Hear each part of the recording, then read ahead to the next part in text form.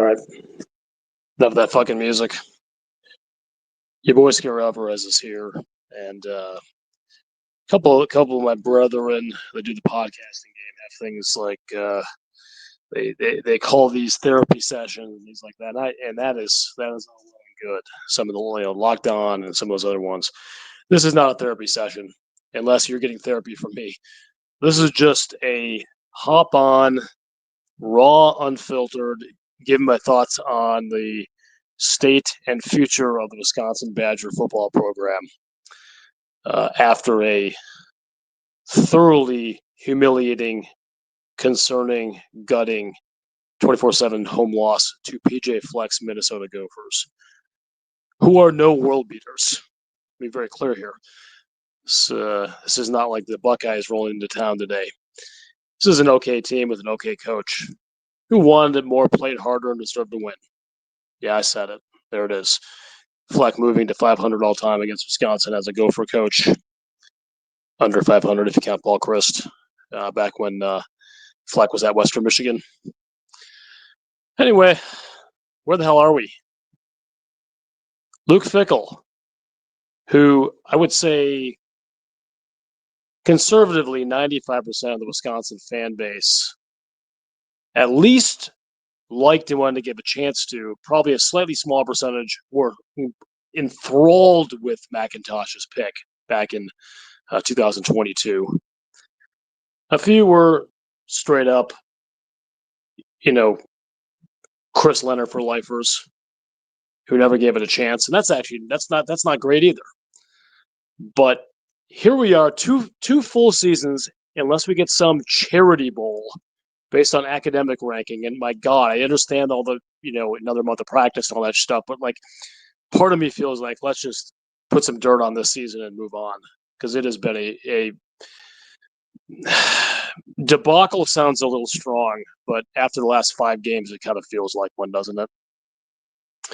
But anyway, getting back to the bigger picture, Fickle comes in and had the not only the full support or close to full support of the fan base, and McIntosh, the boosters, had some really, really strong demands as far as his resources. I'm not suggesting it's the same as Ohio State or Michigan or Penn State, but he had a decent war chest and was able to make the Badgers program in his image. Okay. Did all the right things, said all the right things. He absolutely won that offseason. 2023, never great. Some injuries, some things didn't break the way you wanted them to, but it wasn't great. Wasn't a great season. Okay. The Longo offense never looked mildly like it should have. The air raid. I almost can't say that without laughing. Yeah, great. Did okay in the first half of the LSU game in a meaningless bowl game, but whatever. But there were questions. There were some questions. Now, 2024 recruiting class. Good class. Really good class. I mean, in terms of like the kinds of athletes and the fits to scheme, arguably the best class in Wisconsin Badger history. So, I mean, I was reasonably excited, if not more, that class was looking great. Okay. That's half the thing nowadays. You got to get a good class. You got to get the talent in. You got to get the kids in. We'll talk about the portal in a minute, because that kind of makes everything different.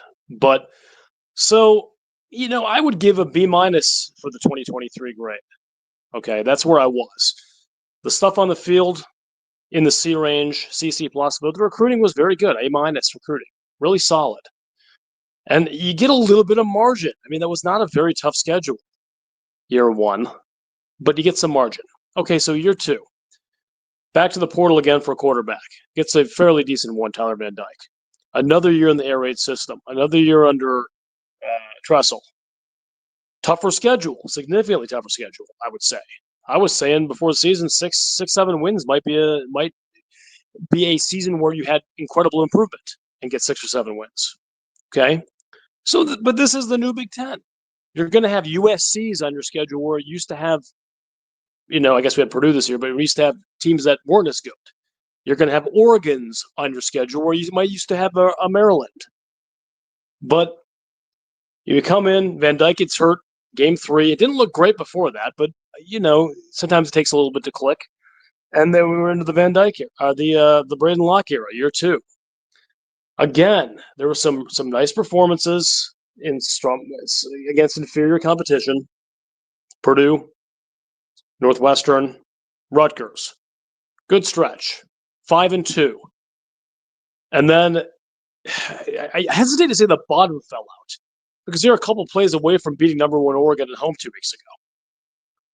But what have you done? I mean, it's just the week before the Oregon game, it's a debacle in Iowa City. A debacle. Oregon play good enough to beat the number 1 team or close to it. Then the next week in Lincoln, another debacle. A debacle, people. And by the way, if you're still hanging with me, hit subscribe, okay? I'm going to be some like Burmese wedding reception video is going to get more likes than this and more views because the YouTube algorithms. Throw a little Scary Alvarez a like. Do it. Throw me a subscription. Likes fine, whatever, but do me a solid, people. Anyway, appreciate you. Back on. And then Longo gets canned. And I think people were pretty happy about that. That was almost like a after a terrible, awful, difficult loss to Oregon. Difficult not in the way that we didn't play well. Difficult in the way of like, holy shit, we almost had it. Longo felt like a catharsis. Now we can talk. We get back on the boards again. Have some fun. Speculation. Who are they going to hire? Go offense. We can go down to Tulane, Georgia Tech, maybe Washington State. It's fun. Maybe we can grab a transfer quarterback with them. Just got to take care of some business with PJ Fleck and the Minnesota Gophers. Get that bowl game. Take that axe. Keep that axe. Get that extra month of practice. And we're feeling at least reasonably good about ourselves heading into 2025. Well, you know what? Something happened. Okay, we played a game at Camp Randall, but it was like we left it in the dorms. I don't know. Like they just didn't have it today. Kids just didn't have it. I love these kids. I'm a fan of many individuals on this team, but the team with more heart, the team that wanted it more, and the team that was better coached, the Minnesota Golden Gophers got it done today. And hats off to them. And everyone knows the world's most okayest Big Ten football coach, PJ Fleck. He got it done. Say what you will, PJ, and I've said a lot. Got it done. Oh, Coach Fickle today. No question. Zero question. Because at a bare minimum, his guys came to play. And Luke, post-game, looks as shocked as someone sitting in Section B. He doesn't know what the fuck these players aren't playing for. He looks genuinely confused. Didn't use some great words, in my opinion, today. Wasn't, as far as the fans, but, he's got a program. He's got some issues with it. He knows he does, and he knows he needs to absolutely, and when I say nail, I mean it has to be threading the needle with this offensive coordinator and this quarterback, because let's face it, I like Matoyer and this new kid they got coming from Florida at 25, but it's going to be a transfer quarterback. It's for sure going to be a transfer quarterback. It's a fact. Got to nail it. Got to absolutely nail it. And then defensive coordinator, you're going to have a new guy calling plays next year. Sorry, Mike Tressel. So Fickle is bewildered as he seems, and as much criticism, valid criticism he is getting now, he has got to nail it next season.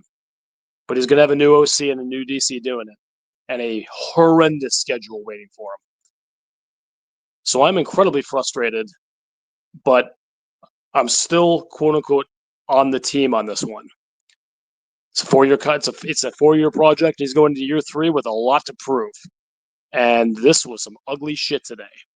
And I don't know too many Wisconsin fans who are holding their head high because they were just beaten down by the Minnesota Golden fucking Gophers after losing to the Cornhuskers, after losing to Iowa. They were just embarrassed by all 3 of those teams. And that's the big end bottom line. Those are 3 almost guaranteed wins under Paul Chryst. This isn't wishing for Paul Chryst again. I've told anyone who's listened to me, Chris had this program heading in a steeply downward direction when Fickle took over. I think Fickle just underestimated what he had to do, and hopefully he's going to learn from his mistakes. But I just wanted to vent a little bit, Badgers. Put your comments in the comments below. How you feeling about this team? I had a tremendous amount of certainty on the direction of this program. I am not as certain as I once was, but I am still pointing forward, moving forward. Let's see what these coordinators are, and we'll see how things go in this offseason. That portal is going to be a wild, wild turnstile. So get ready for it. But this 25 class, they hold together. It's a damn good class. Get some transfers in here. Get the quarterback, new coordinators, and we'll revisit this, I'm sure, very soon. But I had to get some just angry and hurt, frustrated, disgusted with what I saw on the camping on the turf today. It's just shocking to me how bad that was. All right, Badgers, here's the better days. Peace out.